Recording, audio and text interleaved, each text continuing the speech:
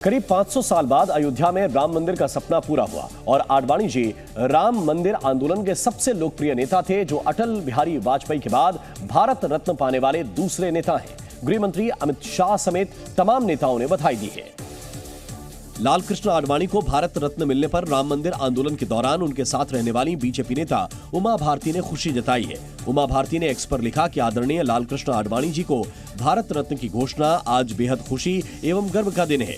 रक्षा मंत्री राजनाथ सिंह ने लाल कृष्ण आडवाणी को भारत रत्न दिए जाने के फैसले को अहम बताया। राजनाथ सिंह ने इसके लिए प्रधानमंत्री नरेंद्र मोदी का धन्यवाद दिया।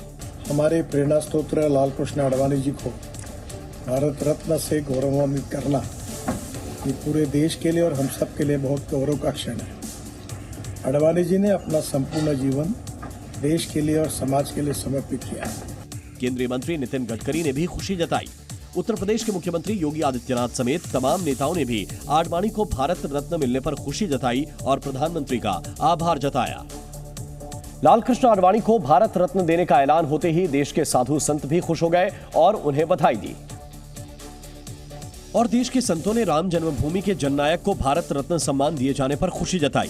श्री लाल कृष्ण आडवाणी जी, जिन्होंने पालनपुर में हिमाचल प्रदेश के राजनीतिक प्रस्ताव के जरिए श्री राम जन्मभूमि के मुक्ति का शंखनाद किया और सोमनाथ से लेकर के अयोध्या की रथ यात्रा का शुभारंभ किया। वहीं बाबा बागेश्वर ने भी इस पर प्रतिक्रिया दी। उन्होंने कहा कि जिन्होंने राम को सम्मान दिया वे सबको सम्मान देते हैं। उन्होंने सबरी को सम्मान दिया, निषाद को सम्मान दिया और हमारे वाल्मीकि जी को सम्मान दिया। लाल कृष्ण आडवाणी को भारत रत्न सम्मान दिए जाने पर सियासत भी शुरू हो गई। समाजवादी पार्टी समेत तमाम विरोधी दलों ने इस पर सवाल खड़े किए हैं। समाजवादी पार्टी अध्यक्ष अखिलेश यादव ने कहा कि ये सब वोट बैंक के लिए किया जा रहा है। ये भारत रत्न अपने वोट को बांधने के लिए दिया जा रहा है, ये सम्मान में नहीं दिया जा रहा है। भारत राष्ट्र समिति की नेता की कविता ने कहा कि बीजेपी अपना एजेंडा पूरा कर रही है। तो अच्छी बात है कि राम मंदिर भी बन गया, आडवाणी जी को भारत रत्न भी मिल गया। पूरा बीजेपी का एजेंडा पूरा होते हुए नजर आ रहा है। जमात इस्लामी हिंद ने भी इस पर आपत्ति जताई। मौजूदा सरकार का रवैये के ऐन मुताबिक है कि वो बाबरी मस्जिद को तोड़ने वालों को इनाम दे। तो वहीं शिवसेना उद्धव गुट ने बाला साहेब ठाकरे को भी भारत रत्न देने की मांग उठा दी है। विपक्षी दल भले ही लाल कृष्ण आडवाणी को भारत रत्न दिए जाने का विरोध कर रहे हों, लेकिन कांग्रेस ने सरकार के इस फैसले का स्वागत किया है। दिल्ली में एक जनसभा के बाद कांग्रेस अध्यक्ष मल्लिकार्जुन खड़गे ने कहा कि आडवाणी को भारत रत्न दिए जाने का हम स्वागत करते हैं। आडवाणी जी को जो दिए ठीक है, इसका हम स्वागत करते हैं। लाल कृष्ण आडवाणी 14 साल की उम्र से राष्ट्रीय स्वयंसेवक संघ से जुड़े और लगातार देश की सेवा करते रहे। आडवाणी का जन्म 8 नवंबर 1927 को कराची में हुआ था। 2002 से 2004 के बीच अटल बिहारी वाजपेयी की सरकार में वो 7वें उप प्रधानमंत्री रहे। इससे पहले 1998 से 2004 के बीच एनडीए सरकार में गृह मंत्री रहे। लाल कृष्ण आडवाणी बीजेपी के संस्थापक सदस्यों में शामिल हैं। आडवाणी ने 1990 के दशक में राम मंदिर आंदोलन का नेतृत्व किया था और 1990 में गुजरात के सोमनाथ से अयोध्या के लिए रथ यात्रा शुरू की। हालांकि बिहार के तत्कालीन मुख्यमंत्री लालू प्रसाद यादव ने समस्तीपुर जिले में 23 अक्टूबर को उनको गिरफ्तार कर लिया था। फिलहाल आडवाणी बीजेपी के मार्गदर्शक मंडल में हैं, लेकिन वो सार्वजनिक जीवन में अब खास सक्रिय नहीं दिखते। स्वास्थ्य कारणों की वजह से वो राम मंदिर की प्राण प्रतिष्ठा कार्यक्रम में भी शामिल नहीं हो पाए थे। कांग्रेस ने दिल्ली के रामलीला मैदान में न्याय संकल्प रैली का आयोजन किया। दिल्ली में न्याय संकल्प कार्यकर्ता सम्मेलन को संबोधित करते हुए कांग्रेस अध्यक्ष मल्लिकार्जुन खड़गे ने कहा कि ये लड़ाई संविधान और लोकतंत्र को बचाने की लड़ाई है। अगर आप इसमें असफल हुए तो आप हमेशा के लिए मोदी के गुलाम बन जाओगे। इस लड़ाई में अगर आप फेल हो गए तो परमानेंटली समझो आप मोदी के गुलाम हो जाएंगे। उत्तर प्रदेश के मुख्यमंत्री योगी आदित्यनाथ ने राम मंदिर निर्माण को लेकर समाजवादी पार्टी पर हमला बोला। उन्होंने कहा कि अयोध्या धाम में प्रभु श्री राम के भव्य मंदिर का निर्माण इसलिए हो पाया है क्योंकि डबल इंजन की सरकार है। आप मुझे बताइए, अगर समाजवादी पार्टी की सरकार होती तो क्या रामलला का भव्य मंदिर का निर्माण ये लोग करने देते क्या अयोध्या में? ये इसलिए हो पाया है, डबल इंजन की सरकार है।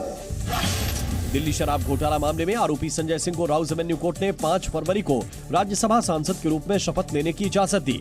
कोर्ट ने जेल अथॉरिटी को निर्देश दिया कि वो 10 बजे संजय सिंह को संसद ले जाएं। इंडिया गठबंधन में शामिल पार्टियां आपस में ही टकरा रही हैं। कल पश्चिम बंगाल की मुख्यमंत्री और टीएमसी अध्यक्ष ममता बनर्जी ने कांग्रेस पर हमला बोला तो कांग्रेस ने भी ममता बनर्जी को नसीहत दे डाली। कांग्रेस नेता जयराम रमेश ने ममता बनर्जी को करारा जवाब देते हुए कहा कि उनके मन में किसी तरह का संदेह नहीं होना चाहिए। उत्तर प्रदेश जरूर जाएंगे। ममता जी के मन में कोई संदेह नहीं होनी चाहिए। 11 दिन भारत जोड़ो न्याय यात्रा यूपी में रहेगा, उसके बाद मध्य प्रदेश, उसके बाद गुजरात और 20 मार्च तक गुंजाइश है कि हम मुंबई में इसको समाप्त करेंगे। जयराम रमेश ने ममता को नसीहत देते हुए कहा कि हमारी लड़ाई बीजेपी के खिलाफ है और हमारा फर्ज बनता है कि गठबंधन को और मजबूत करें। वो बार बार कह रही हैं कि वो इंडिया गठबंधन का एक हिस्सा है। हम भी इंडिया गठबंधन में हैं। हमारा कर्तव्य बनता है, हमारा धर्म बनता है कि हम इंडिया गठबंधन को और मजबूत करें। शुक्रवार को ममता बनर्जी ने कहा था कि कांग्रेस अगर 300 सीट पर चुनाव लड़े तो भी उसके 40 सीटें जीतने पर संदेह है। इंडिया गठबंधन में मची उथल पुथल पर बीजेपी ने तंज किया है और भारत जोड़ो न्याय यात्रा के बहाने गठबंधन पर हमला बोला है। बीजेपी ने चुटकी लेते हुए कहा कि पश्चिम बंगाल, पंजाब, महाराष्ट्र और केरल समेत कई राज्यों में गठबंधन विध्वंस की ओर बढ़ रहा है। जब से न्याय यात्रा शुरू हुई है तब से इंडी अलायंस का ढांचा लगातार विध्वंस की ओर जा रहा है। इधर केंद्रीय मंत्री अनुराग ठाकुर ने भी कांग्रेस पर जोरदार हमला बोला। अनुराग ठाकुर ने गठबंधन को घेरते हुए कहा कि मोहब्बत की दुकान में नफरत का सामान बिक रहा है। तो ममता जी ने भी सही कहा, क्योंकि इंडी गठबंधन में न्याय नहीं हो पा रहा, मोहब्बत की दुकान में नफरत का सामान बिक रहा है। तभी तो पहले नीतीश कुमार जी चले गए, अब ममता बनर्जी जी जाने का नाम ले रही हैं।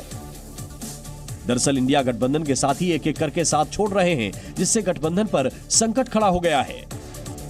पश्चिम बंगाल में इंडिया गठबंधन के प्रमुख दल तृणमूल कांग्रेस और कांग्रेस आमने सामने हैं। ममता बनर्जी के बयान के बाद कांग्रेस हमलावर है। पश्चिम बंगाल कांग्रेस अध्यक्ष अधीर रंजन चौधरी ने ममता बनर्जी पर जमकर हमला बोला। রাহুল গান্ধী ভদ্র ব্যবহার করছে, জয়রাম রমেশ বলছে যে আমাদের মধ্যে কোনো বিরোধ নেই, কিন্তু কে কাকে বলবে?